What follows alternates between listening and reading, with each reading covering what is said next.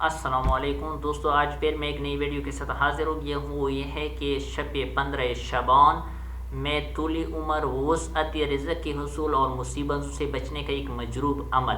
آیت اللہ سید عبد الکریم کشمیری فرماتے تھے کہ اگر شب 15 شعبان 3 بار سورہ یاسین کو پڑھا جائے، ایک بار عمر میں اضافے کی نیت سے، دوسری بار رزق میں وسعت کی نیت سے، تیسری بار مصیبتوں، بلاؤں، بیماریوں سے حفاظت کی نیت سے، تو انشاءاللہ اس کے اور جن افراد کی طرف سے یہ عمل کیا جائے گا ان کی عمر طول ہو جائیں گی یا طولانی ہو جائیں گی، رزق میں بھی وسعت ملے گا اور مصیبتوں سے محفوظ ہو جائیں گا۔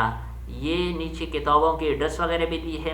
صحبت جنان کم مطبوعات دینی دوم 1383، یہ 25 صفحے پر موجود ہے، تو خود بھی عمل کر لے، دوسرے مومنین کے ساتھ صدقہ جاریہ کی نیت سے شیئر کر لے۔